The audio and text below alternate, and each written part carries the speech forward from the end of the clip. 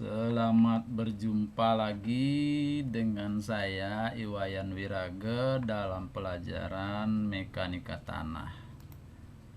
Pelajaran mekanika tanah ini adalah mata kuliah dasar sebagai prasyarat nanti kalau kalian belajar tentang teknik pondasi.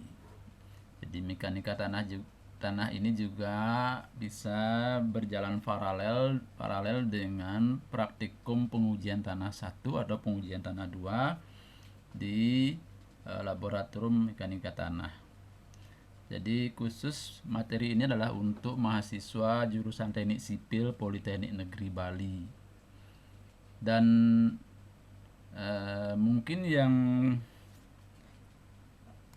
familiar di telinga kalian selama ini adalah pelajaran mekanika teknik ya. Pelajaran mekanika teknik itu sendiri adalah mempelajari tentang gaya-gaya pada konstruksi bangunan gedung, bangunan jembatan, dan lain-lain yang berdampak pada struktur bangunan itu sendiri. Nah, sedangkan mekanika tanah adalah ilmu yang mempelajari gaya-gaya yang terjadi pada tanah sehubungan dengan adanya beban-beban pada tanah itu sendiri.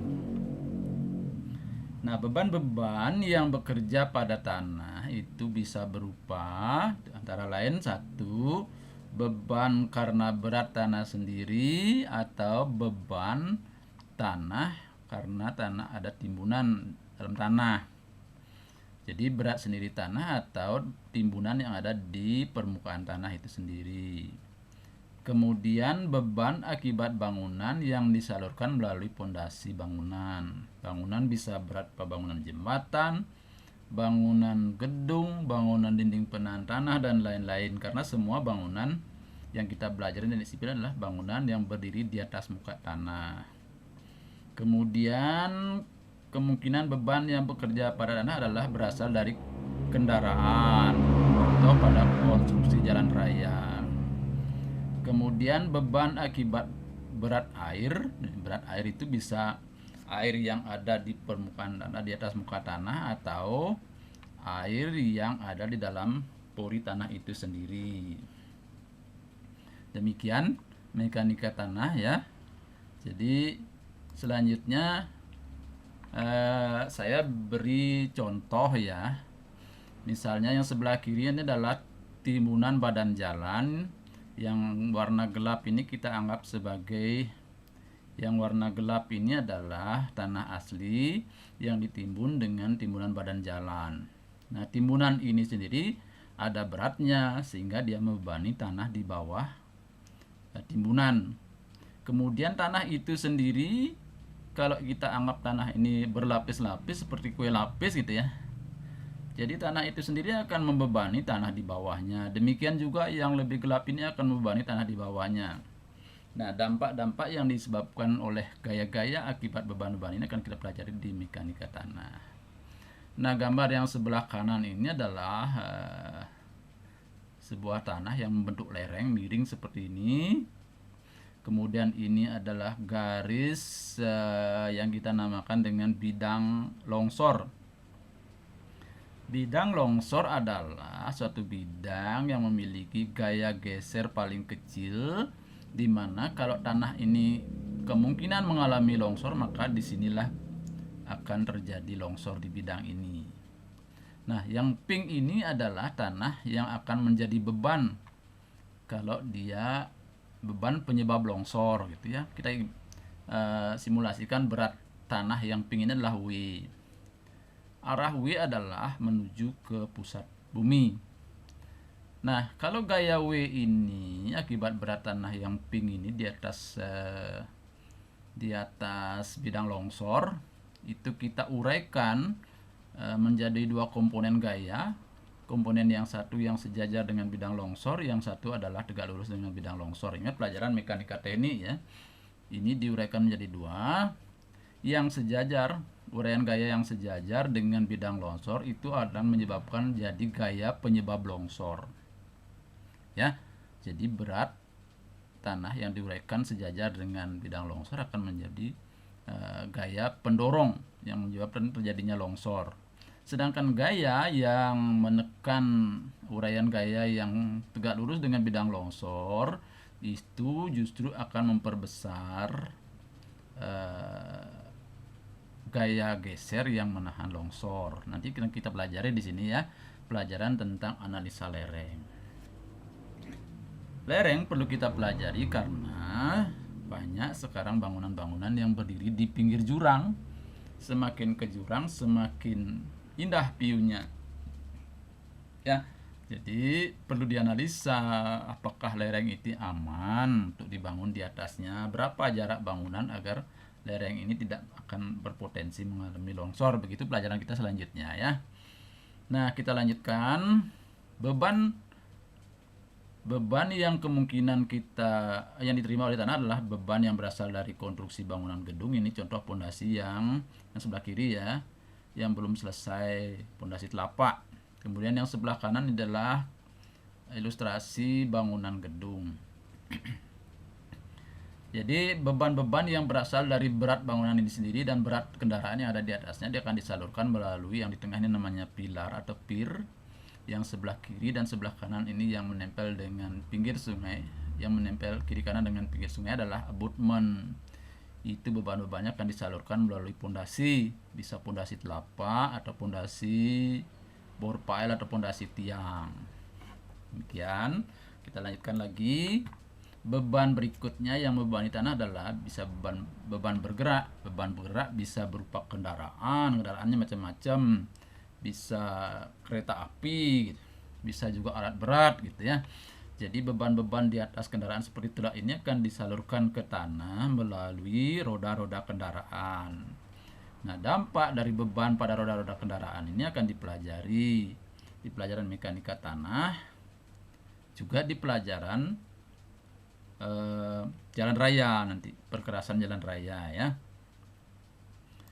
Kemudian beban air. Beban air, gambar sebelah kini adalah gambar sebuah waduk ya. Ini adalah bendungan. Akibat bendungan ini terciptalah sebuah waduk. Waduk adalah air akibat adanya pembendungan ini. Ini namanya bangunannya bendungan, sedangkan air ini yang menggenang ini namanya waduk. Nah, waduk ini akan membebani tanah di bawah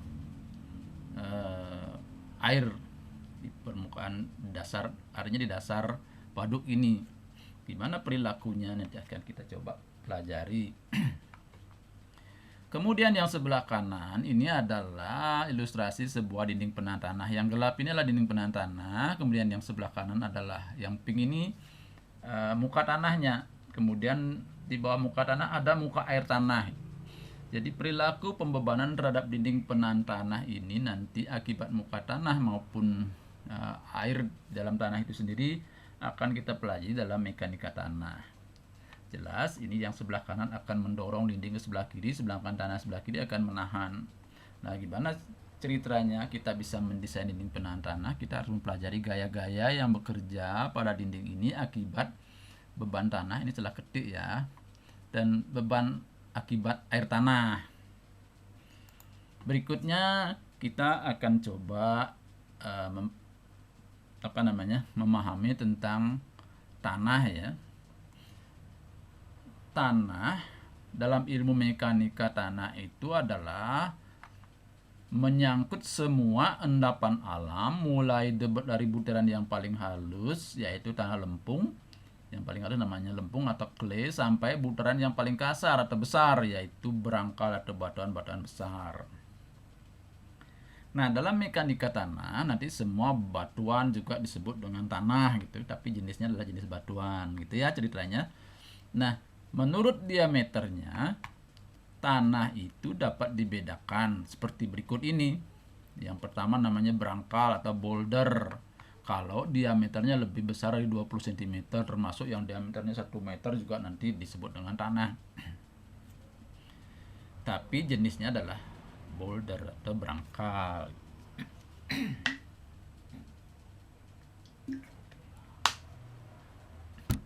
Kemudian krakal. Itu cobblestone, diameternya antara 8 sampai 20 cm. Kemudian kerikil atau gravel.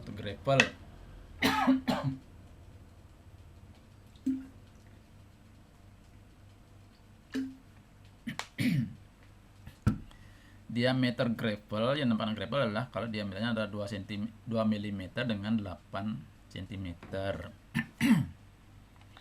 Kemudian pasir kasal, sand coarse, diameternya sekian. Nah, yang paling halus adalah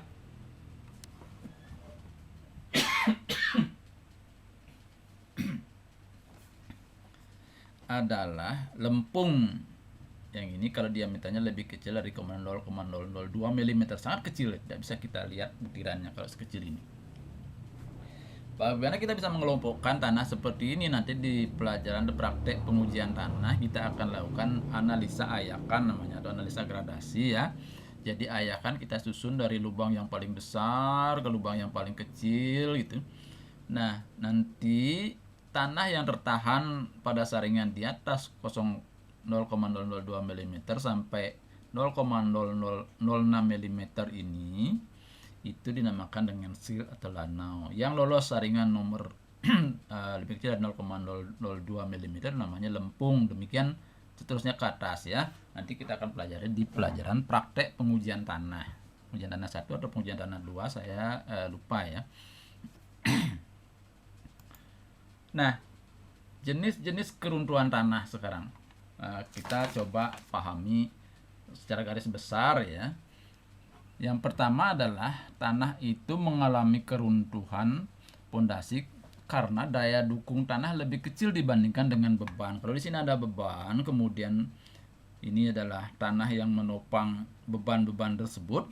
Nah, kalau kemampuan tanah memikul beban dibandingkan dengan beban yang diberikan ke dalam tanah lebih kecil, maka akan terjadi keruntuhan di bawah dasar pondasi.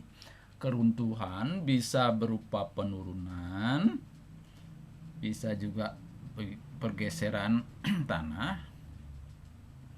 Nah, biasanya penurunan ini kalau dia terjadinya berbarengan antara satu pondasi dengan pondasi lain, sepertinya tidak banyak menimbulkan masalah pada struktur bangunan. Tetapi kalau penurunan ini tidak sama, maka terjadilah bangunan miring. Kalau bangunannya miring seperti ini, maka akan bermasalah pada struktur bangunan. Dah, lihat.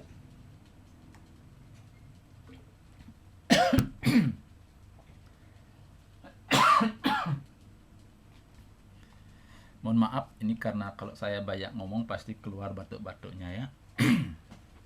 Oleh karena itulah saya rekam suara saya biar tidak banyak ngomong nanti di kelas ngajar.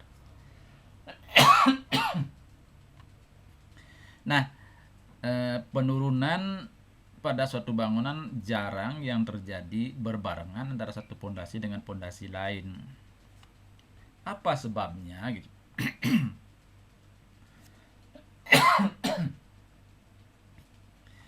Yang pertama, karena beban pada masing-masing pondasi berbeda. Yang kedua, kemungkinan daya dukung tanah di bawah pondasi juga kemungkinan tidak sama, sehingga terjadilah keruntuhan atau penurunan yang tidak sama.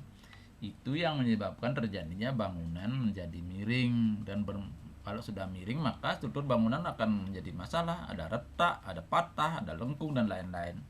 Oleh karena itulah kita belajar tentang mekanika tanah, belajar pondasi dan pelajaran struktur sehingga nanti struktur bangunan yang kita rancang menjadi aman. Kemudian keruntuhan yang kemungkinan terjadi adalah terjadinya erosi yang disebabkan oleh rembesan air pada bawah bangunan sebagai sebuah bangunan bendungan. Ini misalnya sudah bangunan bendungan ya yang sederhana. Ini adalah air di belakang bendungan. Nah, ini adalah yang gelap, ini adalah tanahnya. Nah, tanah itu memiliki pori-pori kapiler yang sangat halus meskipun sudah dipadatkan ya. Nah, kemungkinan ini akan dialiri oleh air. Nah, ini namanya bahaya piping ya. Jadi ada seperti saluran air kecil-kecil yang kemungkinan akan membawa butiran-butiran tanah hanyut mengikuti aliran air di bawah pondasi ini. Nah, kalau semakin lama banyak butiran tanah yang terbawa oleh aliran air, maka akan bermasalah terhadap struktur bangunan di atasnya. Ya, bisa dibayangkan kalau banyak tanah yang hanyut, maka akan banyak pori di bawah, akan terjadilah keruntuhan atau struktur bangunannya akan bergeser. Demikian mungkin cerita secara garis besar ya. Kemudian keruntuhan yang mungkin terjadi adalah kelongsoran pada lereng tebing atau lereng tanah yang mengakibatkan kerugian material, bisa jadi kemungkinan kerugian jiwa manusia juga. Kebetulan ini saya memberikan gambaran pada jalan raya ya. Yang paling kiri ini adalah jalan Kediri Pesiapan, Jalan Denpasar Gilimanuk. Ya, kejadiannya cukup lama ya. Yang di tengah ini adalah longsor yang terjadi di daerah Angan 3, Kecamatan Petang, dan sudah kita atasi dengan tim Politeknik dulu. Ini adalah longsor. Longsor ini kalau dilihat dari bawah ya. Dan ini terjadi sejak tahun 2017. Kemudian keruntuhan, permasalahan struktur yang bisa terjadi adalah dinding penahan tanah yang jebol. Yang sebelah kiri ini di daerah Sabo, Gianyar, di pinggir sungai, kebetulan dibangun di daerah sungai, aliran sungai yang agak menikung. Jadi ini dinding penahan tanahnya mengalami keruntuhan karena pondasinya tergerus oleh aliran air. Kemudian aliran airnya menabrak pondasi yang pondasinya mungkin tidak tertanam terlalu dalam di pinggir sungai. Jadi bayangkan seberapa besar kerugian dinding penahan tanah ini, proyek ini kalau sudah selesai bangunan sampai runtuh. Ini harus dibongkar dan dibangun lagi. Jadi pesannya adalah jangan sampai mengganggu keseimbangan aliran sungai, sehingga sungai sendiri akan mencari keseimbangan sendiri, menyebabkan struktur bangunannya menjadi runtuh. Kemudian yang kedua ini terjadi di daerah Petak ya. Saya lupa nama desanya, daerah Gianyar. Ini struktur dinding penahan tanahnya juga tidak terlalu bagus, tipis, sehingga mengalami kelongsoran karena desainnya mungkin tidak benar ya. Kemudian yang ini terjadi di daerah Baturiti, dinding penahan tanah yang dibangun dengan bronjong. Secara teori ini sudah bagus, tidak akan menghambat air tanah karena dia porus, tetapi karena perencanaan pondasinya kurang bagus, terjadilah sliding atau longsor seperti ini.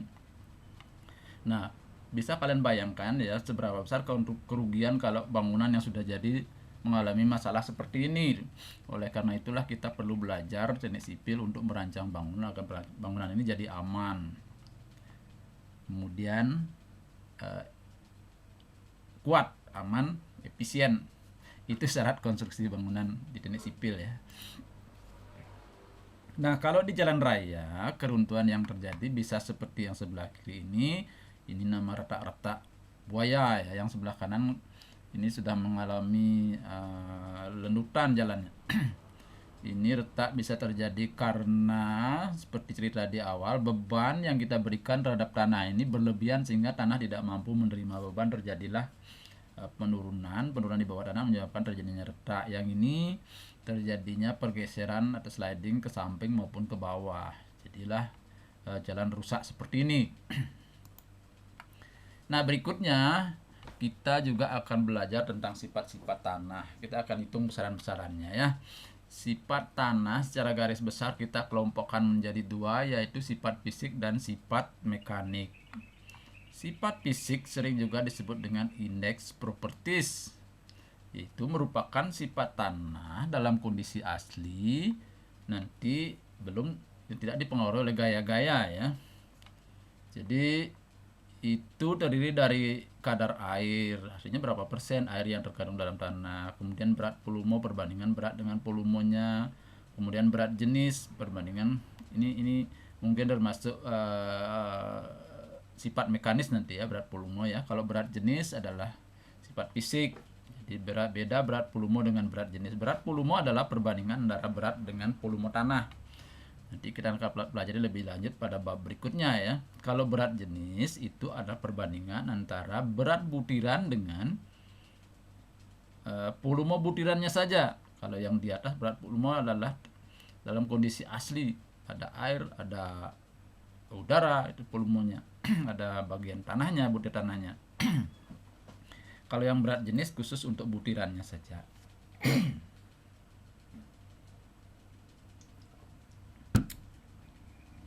Kemudian yang termasuk indeks propertis tanah adalah batas-batas Attenborough. Attenborough adalah seorang ahli mekanika tanah dari Inggris yang mengelompokkan tanah lempung tergantung dari kadar airnya. Sehingga juga disebut dengan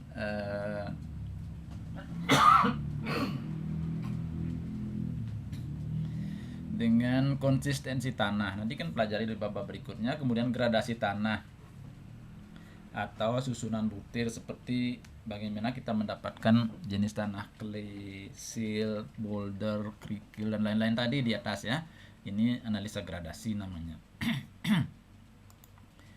Kemudian sifat mekanis sering juga disebut dengan engineering properties. Itu adalah sifat tanah sehubungan dengan atau reaksi yang ada pada gaya-gaya pada tanah akibat adanya gaya-gaya luar gitu ya.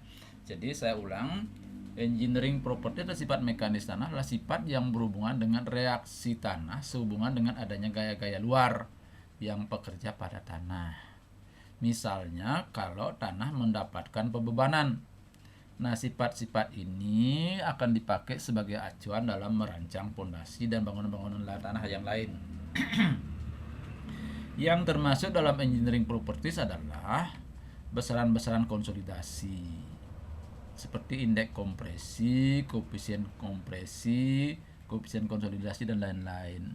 Jadi konsolidasi ini adalah penurunan yang terjadi pada tanah yang berlangsung sangat lama dan ini akan terjadi pada tanah lempung. Konsolidasi yang terjadi pada tanah lempung. Kemudian besaran-besaran dari pengujian geser yang kita dapatkan dari pengujian geser adalah sudut geser tanah yang disimbolkan dengan V, kemudian kohesi disimbolkan dengan C kecil ya. Kemudian kepadatan kering tanah, berat volume kering disimbolkan dengan gamma D. CBR, California Bearing Ratio, ini besaran yang kita dapatkan dari hasil pengujian laboratorium, kita gunakan untuk merancang perkerasan jalan raya nanti. Kemudian permeabilitas adalah kemampuan tanah untuk meloloskan air. Jadi semakin besar permeabilitas tanah, maka semakin porus tanah itu atau semakin gampang tanah itu meloloskan air. Demikian kira-kira dari penjelasan awal kita tentang mekanika tanah.